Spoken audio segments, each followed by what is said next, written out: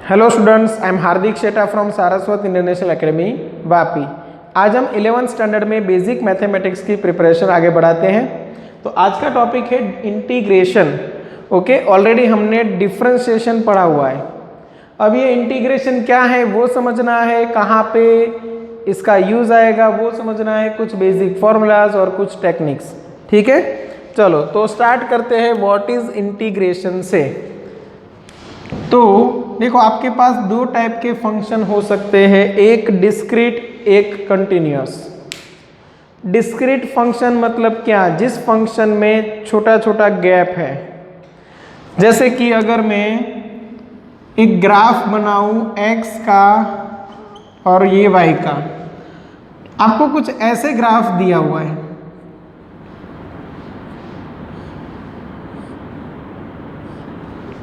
और दूसरा एक ग्राफ है y वर्सेस x का, वो कुछ इस तरह आपको दिया हुआ है।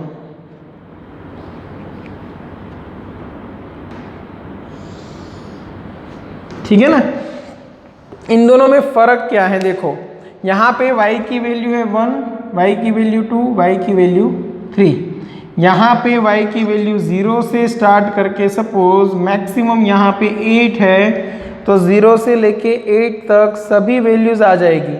उसमें 0.00001 भी होगा, 0.00002 भी होगा। ठीक है ना? ऐसे करके 0 से लेके 8 तक आप जा रहे हो। तो यहाँ पे जो फंक्शन है वो कंटिन्यूअस कहलाएगा, क्योंकि कहीं पे भी ब्रेक नहीं है। यहाँ पे देखो, अपर ग्राफ में यहाँ तक कोई x की वैल्यू सपोज 0 से लेके 2 तक है, उसके लिए y की वैल्यू 1 है। उसके बाद 2 से लेके 3 तक y की वैल्यू 2 है। ठीक है ना? या तो 2 से लेके 4 तक समझ लो। तो ये y की वैल्यू में सडन चेंज आ रहा है। 1 था, फिर सडनली वो बन गया 2, फिर सडनली बन गया 3। ये जो सडन चेंजेस है वो ये फंक्शन को बनाते हैं डिस्क्रीट। ठीक है? अब ये मैं आपको क्यों बता रहा हूँ वो अच्छे से समझो। हम समझने वाले हैं इंटीग्रेशन। इंटीग्रेशन से पहले आपको एडिशन तो आता है। मैं अगर बोलूँ कि आपको 1 to 4 तक का एडिशन करना है, 1 से लेके 4 तक, तो आप कर लोगे 1 + 2 + 3 + 4।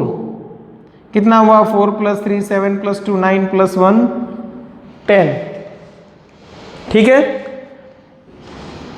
कोई स्टूडेंट आके बोलेगा कि सर मैंने 1 लिखा था, फिर 1.0000001, फिर 1.000000002, ऐसे करते गया, आंसर आया ही नहीं। ठीक है ना? क्यों? क्योंकि यहाँ पे जो फर्स्ट स्टूडेंट ने वैल्यूज ली थी वो डिस्क्रीट वैल्यूज थी, और जो सेकंड था उसने थोड़ा सोचा कि 1 से लेके 4 तक है तो बीच में तो कोई भी वैल्यू आ सकती है। तो उसने क्या किया, सारी वैल्यूज ले ली, कंटिन्यूसली लेता गया। तो 1 से लेके 4 तक आप इनडायरेक्टली बोल सकते हो इनफाइनाइट वैल्यूज है। ठीक है ना? तो याद रखो, आप एडिशन कब करते हो? आप एडिशन कब कर सकते हो? जब कोई फंक्शन है वो डिस्क्रीट हो, मतलब उसकी एक फिक्स वैल्यू है, उसके बाद कुछ ड्यूरेशन के बाद कोई एक अनदर फिक्स वैल्यू है, आप एडिशन कर सकते हो। But if function changes continuously, then you can not just add all the numbers. Okay, तो फिर आपको यहाँ पे यूज करना पड़ेगा इंटीग्रेशन। ठीक है? मतलब इंटीग्रेशन आप एक तरह से बोल सकते हो कि वन टाइप ऑफ एडिशन ही है, बट कुछ अलग वे में। अब उसके लिए एक दूसरा एग्जाम्पल लेते हैं। दूसरा एग्जाम्पल हम लेते हैं कि सपोज कोई एक आपको ऐसे लीनियर मास दिया हुआ है। एक रोड ले लो जिसका मास है कैपिटल M और उसकी लेंथ है L। ओके, और आपको बोला जाए कि उसकी एक एक्सिस है, समझना, ये L लेंथ का रोड है और ये एक्सिस है, और एक्सिस के ऊपर कहीं पे मैंने दूसरा एक मास रखा हुआ है स्मॉल m। ये मास जो था वो कैपिटल M और ये मास है वो स्मॉल m। अब यहाँ से आपको ये डिस्टेंस दिया हुआ है। ठीक है? ये डिस्टेंस सपोज आपको दिया हुआ है स्मॉल a। अब बोला जाए कि इन दोनों के बीच में आप ग्रेविटेशनल फोर्स फाइंड करो। 9th स्टैंडर्ड में आप ग्रेविटेशन नाम का चैप्टर पढ़ चुके हो, तो आपको न्यूटन्स लॉ भी पता है। यूनिवर्सल लॉ फॉर ग्रेविटेशन क्या कहता है? F equal to G capital M small m divide by r square. ये स्मॉल r क्या था? Distance between two bodies. दो कौन कौन सी बॉडी? एक ये कैपिटल M मास वाली, एक ये स्मॉल m मास वाली। डिस्टेंस कहां से लेना है, ये मेन क्वेश्चन है। डिस्टेंस कहां से लेंगे? यहां से, यहां से, यहां से या यहां से? तो जो न्यूटन्स लॉ ऑफ ग्रेविटेशन था उसके अंदर एक कंडीशन थी कि ये किसके लिए वैलिड है? पॉइंट मास के लिए। ये किसके लिए वैलिड है? पॉइंट मास के लिए। यहां पे तो पॉइंट मास है ही नहीं, ठीक है। तो यहाँ पे जो फोर्स मिलेगा ना वो वेरिएबल मिलेगा। सपोज मैं इसी रोड को 10 डिफरेंट पार्ट्स में डिवाइड कर दूं, 1 2 3 4 5, ज़्यादा पार्ट्स निकलेंगे 6 7 8 9 10 11 12, इतने सारे पार्ट्स हैं। अब देखो ये वाला जो पार्ट आपको फर्स्ट नज़र आ रहा है वो यहाँ पे ये डिस्टेंस के हिसाब से फोर्स लगाएगा, ए या ए के आसपास होगा। जो दूसरा पार्ट है उसके लिए डिस्टेंस बढ़ गया, थर्ड पार्ट के लिए और ज़्यादा हो गया, फोर्थ पार्ट के लिए और ज़्यादा हो गया, फिफ्थ पार्ट के लिए डिस्टेंस और बढ़ गया। तो सभी पार्ट्स इस m मास को डिफरेंट फोर्स से अपनी ओर अट्रैक्ट कर रहे हैं, ठीक है ना। तो यहाँ पे ईच एंड एवरी पोजीशन के लिए फोर्स की वैल्यू डिफरेंट आएगी, और जब फोर्स की value each and every position के लिए डिफरेंट है तो आप बोल सकते हो कि यहाँ पे जो फोर्स है वो कंटिन्यूअसली चेंज हो रहा है। और जब कंटिन्यूअसली चेंज हो रहा है तो ये सभी के फोर्स को आप जस्ट ऐड नहीं कर सकते, क्योंकि मैंने यहाँ पे 12 डिवीजन निकाले हैं। कोई दूसरा स्टूडेंट होगा वो 24 निकालेगा, कोई तीसरा स्टूडेंट होगा वो 100 निकालेगा। तो ऐसे तो बहुत सारे छोटे सैंपल्स बन सकते हैं जो ये स्मॉल m मास के ऊपर डिफरेंट फोर्स लगाते हैं, और सभी डिफरेंट फोर्स को, सभी स्मॉल फोर्सेस को ऐड करना मुश्किल है। तो ऐसी कंडीशन में हम यूज करते हैं इंटीग्रेशन। इंटीग्रेशन मतलब summation of very small samples, summation of very small samples. और उनके लिए कुछ टेक्निक्स है, कुछ फॉर्मूलाज है जो आपको लर्न करने हैं, ठीक है। तो बेसिक जो फॉर्मूला है वो सिर्फ यहाँ पे मैंने 5 लिखे हुए हैं, अभी के लिए इतना याद रख लो। फिर जैसे जैसे हम सिलेबस में आगे बढ़ेंगे वैसे वैसे आपको अदर फॉर्मूलाज भी याद कराते जाएंगे, ठीक है। तो पहले तो इतने फॉर्मूलाज याद रखने हैं। कौन कौन से फॉर्मूलाज हैं? तो एक x टू पावर n, ये इंटीग्रेशन का सिंबल। देखो नॉर्मल समेशन होता तो हम ऐसे लिखते हैं, summation of x to power n। और जब हम स्मॉल सैंपल्स लेते हैं, जैसे कि यहाँ पे मैंने स्मॉल सैंपल लिया dx, तो फिर ये बन जाएगा integration of x to power n dx, ठीक है। ओके चलो, तो ये याद रखना है x to power n dx equal to क्या होगा? x to power n plus 1 divide by n plus 1 plus some constant. देखो ये जो c है वो किसके लिए है? कांस्टेंट के लिए। अब ये कांस्टेंट क्या होता है, कांस्टेंट कौन सी वैल्यू का होगा, वो फाइंड करने के लिए भी मेथड्स है, बट वो अभी आपको ध्यान में लेना नहीं है। फिर इंटीग्रेशन ऐसे रीड करोगे आप, integration of sine x okay with respect to x is equal to minus cos x plus C. Integration of cos x मिलेगा साइन x, 1/x का log x, e to power x का e to power x as it is. तो आपको यहाँ पे कुछ ऐसा लगा होगा कि जो डिफरेंशिएशन के फॉर्मूलाज है उनके साथ इनका कुछ ना कुछ तो रिलेशन है। कैसे समझो, मैं अगर d बाई डी एक्स करूँ x to the power n, तो वो मुझे क्या मिलता था, n x to the power n minus 1 मिलता था। सही है यहाँ तक। अगर मैं d by d x x to the power n plus 1 के लिए करता तो कैलकुलेशन, तो क्या आता, तो मैं आगे n प्लस 1 मल्टीप्लाई करता, x to the power n plus 1 minus 1, तो x to the power n ही बचता। समझ में आया। अब ये जो है dx, उसको मैं इधर मल्टीप्लाई कर दूं, तो ये क्या बन जाएगा, x to the power n, या तो ऐसा मान लो कि मैंने यहाँ पे ऐसे कुछ कर दिया, x to the power n dx, ये dx मैंने सिर्फ यहाँ पे मल्टीप्लाई किया, तो ये पूरा पार्ट इस तरफ आएगा, तो d के अंदर था x to the power n plus 1 और डिवाइड बाई n प्लस 1। दोनों तरफ में अगर इंटीग्रेशन करूं तो ये डिफरेंशिएशन है और इंटीग्रेशन कैंसल आउट होगा, क्योंकि दोनों एक दूसरे से ऑपोजिट प्रोसेसेस है। तो ये फॉर्मूला बन गया, x to the power n dx है तो क्या मिलेगा, x to the power n plus 1 divide by n plus 1। तो ऑलवेज याद रखो कि इंटीग्रेशन एंड डिफरेंशिएशन एक दूसरे से ऑपोजिट प्रोसेस है, एक दूसरे को कैंसल आउट करेंगे। जैसे उसमें था sin x का प्लस cos x, तो यहाँ पे cos x का प्लस sin x, हम वहाँ पे पढ़ते थे cos x के लिए माइनस sin x, तो यहाँ पे sin x के लिए माइनस cos x। वहाँ पे अगर आपको याद है तो log x का डिफरेंशिएशन होता था 1/x, तो यहाँ पे 1/x का इंटीग्रेशन होगा log x। e to power x का e to power x as it is रहेगा, क्योंकि डिफरेंशिएशन में भी एज इट इज रहता था। ओके, फिर sin x cos x के साथ आप tan x cot x cosec x सबका इंटीग्रेशन आप पढ़ सकते हो, बट अभी के लिए उतना ज़रूरी नहीं है और हमें उतना लोड भी लेना नहीं है ब्रेन के ऊपर, तो सिर्फ इतने ही याद रखेंगे अभी के लिए। ओके, चलो इतने याद कर लेना। अब आगे बढ़ते हैं।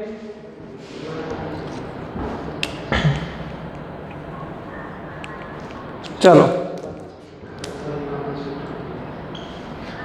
इसकी कुछ एग्जांपल्स देखते हैं। सपोज आपको बोला गया इंटीग्रेशन ऑफ सिर्फ dx, समझो इंटीग्रेशन ऑफ dx, क्या आंसर आएगा। तो dx है क्या वो समझो। सबसे पहले एक बहुत बड़ी लेंथ थी, उसको वो लेंथ को मैंने नाम दिया था x। अब उसमें एक छोटा सा मैंने सैंपल सिलेक्ट किया, इतना छोटा सा, तो वो छोटा जो सैंपल था उसको मैंने क्या नाम दिया था, dx। अब इंटीग्रेशन ऑफ dx का मतलब क्या, कि सभी dx को कंबाइन करो तो फिर आपको आंसर क्या मिलेगा। तो मैंने क्या किया, ऐसे बहुत सारे dx हो सकते हैं यहाँ पे, तो मैंने सभी dx को कंबाइन कर दिया और एक लेंथ बनाई, क्या मिल जाएगी, x। सभी dx को मैंने कंबाइन कर दिया तो वो मुझे मिल गया x। तो समझना x के मैंने टुकड़े किए थे, dx dx dx dx dx बहुत सारे, और सभी dx dx dx dx को मैंने ऐड कर दिया तो वापस मुझे मिल गया x। तो मैंने यहाँ पे क्या किया था, डिफरेंशिएशन, यहाँ पे क्या कर दिया, इंटीग्रेशन। ओके, मैथमेटिकली देखते हैं। इंटीग्रेशन ऑफ dx में इंटीग्रेशन 1 इंटू dx लिख सकता हूँ, 1 मतलब x टू दी पावर 0 लिख सकता हूँ, और x टू दी पावर 0 है तो ये फॉर्मूला की हेल्प से x to the power 0 plus 1 divide by 0 plus 1 क्या मुझे मिल जाएगा, x। ठीक है, तो जब भी आपको दिखाई दे इंटीग्रेशन ऑफ dx तो x आएगा, इंटीग्रेशन ऑफ dl तो l आएगा, इंटीग्रेशन ऑफ dr तो r आएगा। ठीक है, चलो यहां तक समझ में आया। अब धीरे धीरे आगे बढ़ते हैं, एक और एग्जांपल लेते हैं। इस बार क्वेश्चन कुछ ऐसा है, integration of 5x square dx। ठीक है ना, तो 5 जो कांस्टेंट है उसको बाहर निकाल लो, अंदर क्या बचा, इंटीग्रेशन x स्क्वायर dx।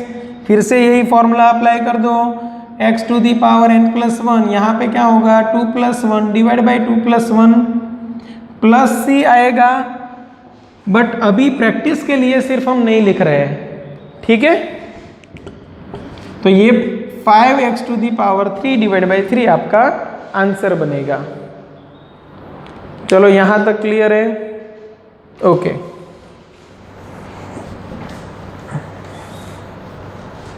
इतना आप याद रखोगे।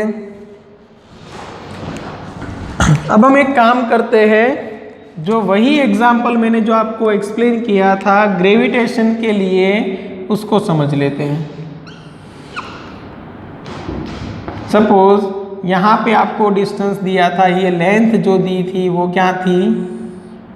L थी, और एक्सिस के ऊपर जो पोजीशन थी वो कौन सी थी? वो पोजीशन थी P, और यहाँ पे डिस्टेंस कितना था? Small a। ये जो पोजीशन पे मास था वो कितना था? स्मॉल m, और ये L लेंथ का रोड था, उसका मास कितना था? Capital M। ओके, ये समझने के लिए इंटीग्रेशन का एक और टाइप आपको समझना पड़ेगा, जिसको बोला जाता है डिफाइनाइट इंटीग्रेशन। अब डिफाइनाइट इंटीग्रेशन पहले यहाँ पे समझते हैं, फिर ये क्वेश्चन का सॉल्यूशन निकालेंगे कि यहाँ पे फोर्स कितना लगेगा। ठीक है, चलो डिफाइनाइट इंटीग्रेशन टॉपिक का हेडिंग यहाँ पे लिख सकते हो, डिफाइनाइट इंटीग्रेशन। चलो उसमें करना क्या होता है? सपोज मुझे एक फंक्शन दिया हुआ है कुछ इस तरह, आपको बोला गया कि आप यहां से स्टार्ट करके यहां तक ये जो एरिया बन रहा है वो एरिया निकालो, जिसको एक इस मेथड को बोला जाता है एरिया अंडर द कर्व। ठीक है, ये एरिया निकालना है। चलो हम क्या कर सकते हैं इंटीग्रेशन की हेल्प से। y का x के साथ मैथमेटिकल रिलेशन आपको पता है। सपोज y का x के साथ जो मैथमेटिकल रिलेशन है वो आपको पता है, तो एरिया कैसे निकालोगे? तो यहाँ पे तो कोई पर्टिकुलर शेप बन नहीं रहा है, तो मैंने क्या किया, एक छोटी सी स्ट्रिप ले ली। समझना, ये तो कर्व है बट मैंने यहाँ पे एक छोटी सी स्ट्रिप ले ली, तो ये जो पार्ट मुझे मिला वो क्या है? dx। ये मैंने क्या किया है? डिफरेंशिएट किया है, टोटल लेंथ थी उसको।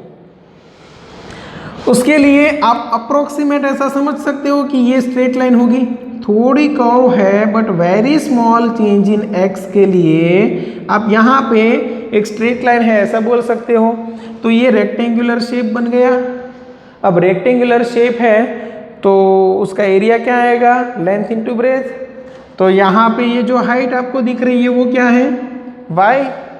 तो इतनी छोटी सी स्ट्रिप का एरिया क्या मिलेगा? छोटी सी स्ट्रिप है इसलिए एरिया भी छोटा होगा, और छोटा एरिया है तो a नहीं, हम क्या बोलेंगे? dA। तो dA इक्वल टू क्या होगा? y और dx का मल्टीप्लीकेशन। dA इक्वल टू क्या करोगे आप? y into dx। चलो यहाँ तक क्लियर है? अब मुझे तो ऐसी सभी स्ट्रिप का एडिशन करना है, तो मैं क्या करूं? Integration of dA। तो मुझे क्या मिल जाएगा? जैसे मैंने बताया था इंटीग्रेशन dx क्या मिलता था? x। वैसे इंटीग्रेशन ऑफ dA क्या मिलेगा? a। तो इंटीग्रेशन कर दिया।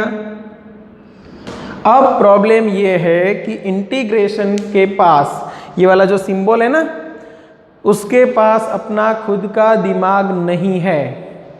आपने उसको बोल दिया कि भाई एडिशन करके आ जा, वो सभी का एडिशन कर देगा। वो तो यहाँ पे देखो, जो एरिया कवर नहीं करना है, जो एरिया कवर नहीं करना है उसका भी एडिशन कर देगा।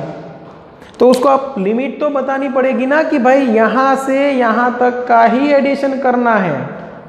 तो सपोज ये पोजीशन थी x1, ये पोजीशन थी x2, तो इंटीग्रेशन नाम के जो इंसान है उनको आप बताओगे कि भाई x1 से लेके x2 तक का ही एडिशन करना है।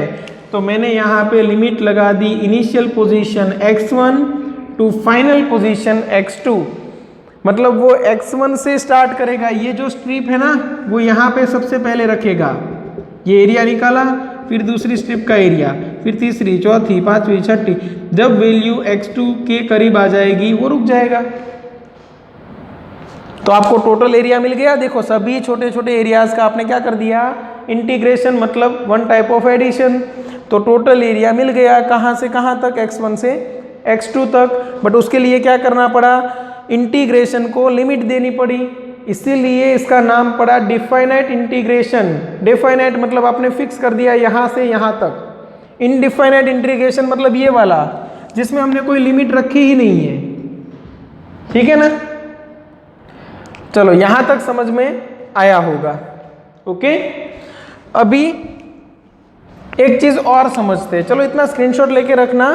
फिर एक चीज ये समझते हैं कि यहां पे कांस्टेंट क्यों लगाते हैं, ठीक है। चलो स्टार्ट करते हैं, वो भी समझ लेते हैं। चलो कांस्टेंट क्यों लगाएंगे हम, तो समझो अगर मैं d by d x of x2 power 4 करूं तो मेरा आंसर क्या आएगा, 4x2 पावर 3। ये समझ में आया, 4x क्यूब आएगा। चलो वेरी गुड। इस बार मैं यहाँ पे इंटीग्रेशन कर देता हूँ, integration of 4x cube dx। जैसे मैंने बताया था इंटीग्रेशन एंड डिफरेंशिएशन दोनों एक दूसरे से ऑपोजिट प्रोसेस है, तो यहाँ पे भी अगर मैंने x⁴ का डिफरेंशिएशन 4x क्यूब किया है तो 4x क्यूब का इंटीग्रेशन मुझे वापस क्या मिलना चाहिए, x⁴ करके देखते हैं। 4 एज इट इज, x⁴ है तो ऊपर में 3+1 नीचे 3+1 करूंगा as per this formula, okay. तो ये 4 कैंसल आउट, x⁴ आपका आंसर आ गया, ठीक है ना। तो एक रिलेशन यहाँ पे सेटिस्फाई हो रहा है। अब इसी में मैं थोड़ा वेरिएशन लेके आता हूँ। चलो ये फॉर्मूलाज तो आपने लर्न कर लिए हैं, मैं इधर स्टार्ट करता हूँ। चलो थोड़ा वेरिएशन लेके आते हैं। तो इस बार मैंने डिफरेंशिएट किया x⁴ प्लस 40 या तो 80। चलो अब डिफरेंशिएट करूं तो x⁴ में 4x क्यूब और 80 जो कि कांस्टेंट है जिसका डिफरेंशिएशन हो जाएगा 0, तो 4x क्यूब मिला। अब इसका वापस में इंटीग्रेशन करूं तो इंटीग्रेशन में 4x क्यूब dx करूं तो मुझे मिलेगा 4x⁴ डिवाइड बाई 4, ये कैंसल आउट x⁴। अब चेक करो कि आपका ये आंसर ये वाले आंसर के साथ मैच हो रहा है, नहीं। देखो कोई एक टर्म है जिसका मैंने डिफरेंशिएशन किया, जो आंसर मिला उसका मैंने इंटीग्रेशन किया, तो वापस मुझे वही टर्म मिलनी चाहिए, बट यहाँ पे नहीं मिल रही है। इसका मतलब क्या कि जो मेरी इनिशियल टर्म थी उसके अंदर मेरे पास एक कांस्टेंट था जिसका डिफरेंशिएशन 0 हो चुका था, उस 0 का वापस में इंटीग्रेशन करके वही टर्म में लेके नहीं आ सकता। मतलब जो ड्यूरिंग डिफरेंशिएशन कांस्टेंट गायब हो चुका है वो मैं वापस नहीं ला सकता। तो क्या पता यहाँ पे कोई कांस्टेंट वैल्यू प्रेजेंट हो या ना हो, इसीलिए हम अनसर्टेन है तो हम यहाँ पे लगा देते हैं C। ये C की वैल्यू 0 भी हो सकती है, नॉन ज़ीरो भी हो सकती है। जैसे कि यहाँ का एग्जाम्पल है तो कांस्टेंट क्या है 0, बट ये वाला एग्जाम्पल है तो कांस्टेंट की वैल्यू क्या है नॉन ज़ीरो। यहाँ पे कितनी है 80, ठीक है। तो जो कांस्टेंट है वो ड्यूरिंग डिफरेंशिएशन 0 हो जाते हैं, उनके लिए हम इंटीग्रेशन में इंटीग्रेशन करने के बाद एक कांस्टेंट लगा देते हैं। चलो यहाँ तक समझ में आ गया, ओके।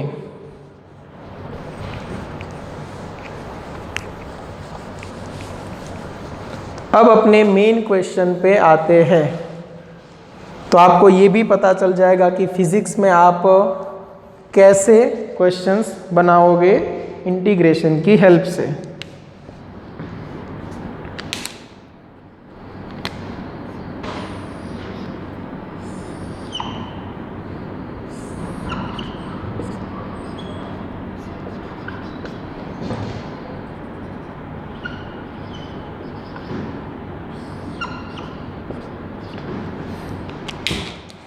सबसे पहला काम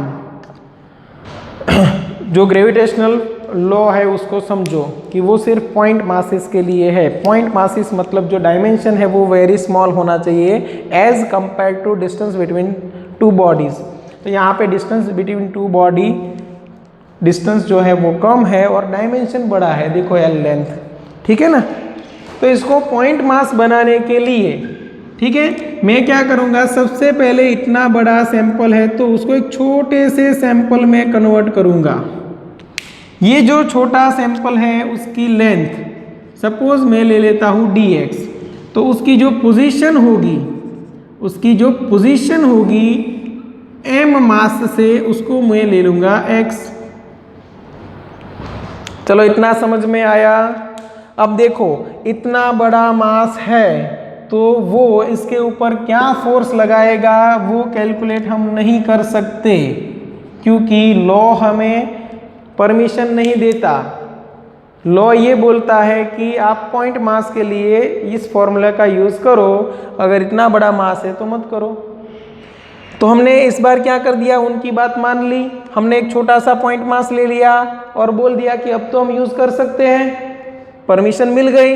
तो ये जो पार्ट है वो इसके ऊपर क्या फोर्स लगाएगा हम डिफाइन कर सकते हैं, बट उसके लिए ये जो इतना सा पार्ट है उसका मास हमें पता होना चाहिए। चलो तो उसके लिए सबसे पहले मैं निकालूंगा मास पर यूनिट लेंथ, मास पर यूनिट लेंथ, उसको हम लैम्बडा नाम दे देते हैं। चलो मास टोटल m था और टोटल लेंथ थी l। Okay, mass on dx length, क्यों, क्योंकि हमारा मेन टारगेट तो ये dx लेंथ के ऊपर कितना मास है वो जानने का था। उस मास को हम स्मॉल dm नाम दे देते हैं। तो क्या होगा, देखो mass per unit length into given length कर दो dx। कैसे आया ये जानने के लिए यहाँ पे देखो आप ऐसे लिख सकते हो कि m मास है, समझना, l लेंथ है तो मास कितना है m, dx लेंथ है तो मास कितना हो सकता है, ऐसे आप फॉर्मूला लगा दो तो m divide by L into D x आपका आंसर आ जाएगा। चलो ये dm मास पता चल गया। अभी हम ग्रेविटेशनल जो यूनिवर्सल लॉ ऑफ ग्रेविटेशन है वो यूज़ कर सकते हैं। तो आप ऐसे भी लिख सकते हो, force on small m mass by हमारा जो सैंपल है dm मास, उस फोर्स को आप नाम दे दो df। कितना होगा gm dm डिवाइड बाई दोनों के बीच में डिस्टेंस x स्क्वायर, क्योंकि देखो अभी तो आप डिस्टेंस भी फिक्स कर सकते थे, दोनों का मास भी पता है m और इसका मास जो है वो हमने ले लिया है dm। ठीक है, ये फोर्स हमने कैलकुलेट कर लिया। अब dm की जगह पे रख दो, तो g स्मॉल m dm की जगह पे capital m by L into D x और नीचे था x स्क्वायर। इतना छोटा मास इसके ऊपर क्या फोर्स लगाएगा, इतना, ये पता चल गया।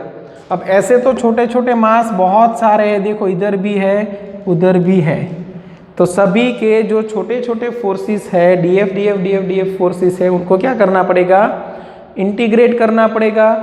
तो यहाँ पे हम लिख देते हैं इंटीग्रेटिंग बोथ साइड्स। ठीक है, इंटीग्रेटिंग बोथ साइड्स, इधर की साइड क्या है df और उधर की साइड में देखो जो कांस्टेंट है उनको बाहर निकाल लेते हैं। तो g constant, small m constant, capital M constant, l भी कांस्टेंट, इंटीग्रेशन में क्या बचेगा 1/x स्क्वायर dx। ठीक है ना। अब चलो, इंटीग्रेशन के पास खुद का दिमाग तो है नहीं, वो क्या करेगा dx dx dx यहाँ से स्टार्ट कर देगा, dx dx dx dx dx dx यहाँ से सभी की इफेक्ट कैलकुलेट कर लेगा। अगर ये आप डिफाइन नहीं करते लिमिट तो आपको लिमिट डिफाइन करनी पड़ेगी कि भाई सबसे पहला सैंपल आपको यहाँ पे रखना है और सबसे लास्ट वाला सैंपल आपको यहाँ पे रखना है।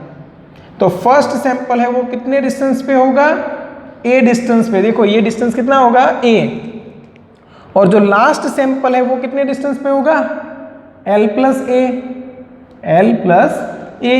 तो आपको बताना पड़ेगा कि a से स्टार्ट करो और कहाँ तक, l प्लस ए तक। चलो ये टोटल फोर्स मिल गया, G capital M small n divide by L as it is. 1/x² को आप इंटीग्रेट करो तो आपका आंसर आएगा -1/x, a से लेके l प्लस ए तक।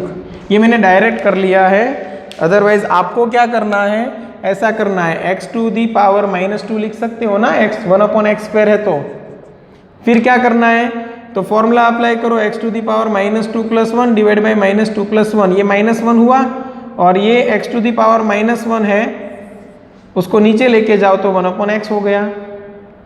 तो ये पार्ट आपको करना है साइड में कहीं पे भी रफ में, ये मैंने डायरेक्ट लिख लिया। अब देखो G capital M small m divide by L। अब हाँ, डिफाइनाइट इंटीग्रेशन में हमने लिमिट तो डिफाइन कर दी, बट करना क्या है समझो, कि अंदर जो भी आपका वेरिएबल है, आपका वेरिएबल कौन सा था, तो आपने यहाँ पे क्या लिखा था, dx, मतलब x है वो क्या हो गया आपके लिए वेरिएबल। उसमें सबसे पहले क्या लिखोगे, अपर लिमिट। अपर लिमिट क्या है, l प्लस ए। तो देखो मैंने क्या किया, ये माइनस को तो मैंने बाहर निकाल लिया, या तो अंदर रखो तो भी कोई प्रॉब्लम नहीं था, चलो अंदर ही रखते हैं। -1/x की जगह पे क्या लिखना है, l प्लस ए। चलो ये काम आपका फिनिश हुआ, समझना अच्छे से।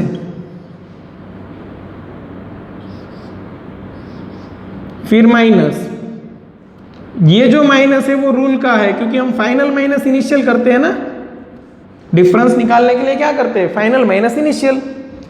अब माइनस लिखने के बाद जो भी आपका वेरिएबल है वहां पे कौन सी लिमिट लिखनी है, लोअर लिमिट। तो ये माइनस तो है ही, 1/x की जगह पे a।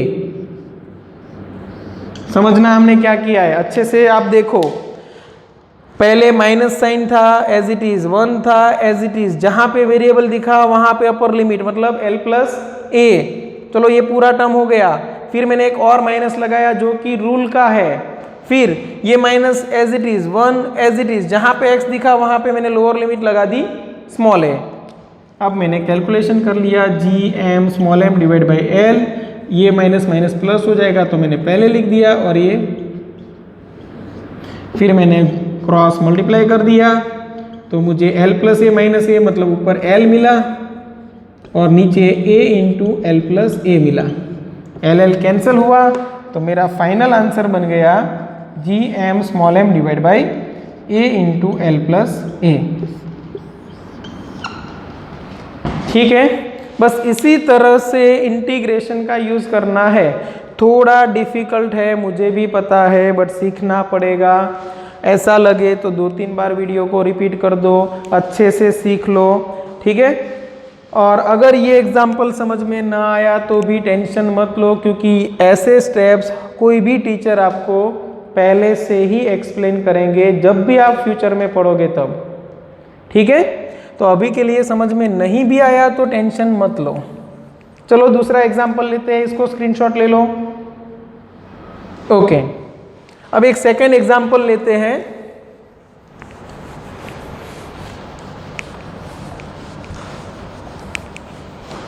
सपोज आपको बोला गया है कि इंटीग्रेशन करो 2 to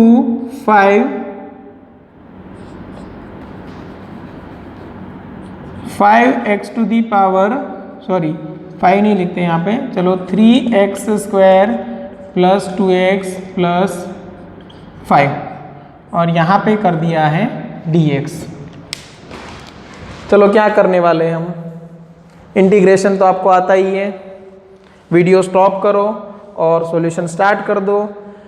जैसे मैंने रूल्स बताए वैसे वैसे आगे बढ़ते जाओ, और फिर वीडियो स्टार्ट करके चेक करो कि आंसर आ रहा है कि नहीं। चलो मैं यहाँ पे इंटीग्रेट करता हूँ। सबसे पहला काम, लिमिट को भूल जाओ, पहले इंटीग्रेशन कर दो। 3 एज इट इज कांस्टेंट है, x रेज टू 2, तो x to the power 2 plus 1 मतलब 3 डिवाइड बाई 2 प्लस 1 मतलब 3। ओके, प्लस 2 x की पावर यहाँ पे क्या है 1, तो x to the power 1 + 1 divide by 1 + 1 होगा, तो ऊपर 2 नीचे 2 प्लस 5 जो कि कांस्टेंट है, बट याद रखना डिफरेंशिएशन में आप कांस्टेंट का डिफरेंशिएशन करते थे 0, इंटीग्रेशन में कांस्टेंट का डिफरेंशिएशन 0 नहीं करना है, कांस्टेंट बाहर निकालो, 5 एज इट इज। अब क्या बचा सोचो, अगर इंटीग्रेशन 5 dx होता तो आप क्या करते, 5 अलग निकाल लेते, तो इंटीग्रेशन में क्या बचता dx, और dx का इंटीग्रेशन क्या होता है x, तो यहां पे आएगा आंसर आपका x। चलो कहां से कहां तक, 2 से लेके 5 तक, ओके। ये 3 3 कैंसल, 2 2 कैंसल। पहले क्या करना है, अपर लिमिट जहां पे भी देखो यहाँ पे dx है ना, तो जहां पे भी x दिखे वहां पे 5 लिखो, 5 to the power 3 plus 5 to the power 2 plus 5 into 5। चलो ये हो गया। माइनस क्या करना है, लोअर लिमिट जहां पे भी x दिखे वहां पे लोअर लिमिट लिखो, तो 2 to the power 3 plus 2 to the power 2 plus 5 into 2। अब ये 125 प्लस 25 प्लस 25 175 हुआ, माइनस 2 टू दी पावर 3 मतलब ये 8 हुआ, प्लस 4 मतलब 12, 12 प्लस 10 ये 22, 8 प्लस 4 मतलब 12, 12 प्लस 10 मतलब 22, ठीक है। और ये सब्ट्रैक्शन कर दो, आपको 153 आंसर मिल जाएगा। तो ऐसे करते हैं डिफाइनाइट इंटीग्रेशन, ठीक है। चलो 175 माइनस 22, हाँ राइट है, ओके। तो आज हमने इंटीग्रेशन पढ़ा, इंटीग्रेशन की एप्लीकेशन पढ़ी। अभी भी इंटीग्रेशन है वो आपको 100% समझ में नहीं आएगा जब तक आप खुद प्रैक्टिस नहीं करोगे। तो जितना मैंने पढ़ाया वो खुद से लिखना है, और भी आपको एग्जाम्पल्स मिलेंगे इंटीग्रेशन के, तब आपको वो भी सॉल्व करने हैं। और अगर आपको कहीं पे डाउट लगे तो एनी टाइम कॉन्टेक्ट कर सकते हो। जैसे जैसे सिलेबस आगे बढ़ेगा, सपोज मैं फिजिक्स की बात करूँ तो चैप्टर नंबर 3 में ही इंटीग्रेशन डिफरेंशिएशन दोनों का यूज़ आ जाएगा। तो जितनी प्रैक्टिस आपकी बढ़ती जाएगी वैसे वैसे आप इंटीग्रेशन डिफरेंशिएशन नाम के टॉपिक में स्ट्रांग बनते जाओगे। तो टेंशन लेने की ज़रूरत नहीं है, जितना आपसे हो रहा है उतना मैक्सिमम करने की ट्राई करो, ओके। चलो यहाँ तक रखते हैं, अगर किसी को कोई डाउट है तो कांटेक्ट करना, ओके। Thank you.